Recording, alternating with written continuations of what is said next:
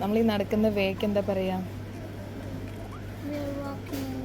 No, അമ്മി പറഞ്ഞു തന്നില്ലേ നേരത്തെ ഒരു വേർഡ്? എന്താ പറയാ? ഒന്ന് ലൗഡ്ലി പറ. ഓക്കെ, അടുക്ക്.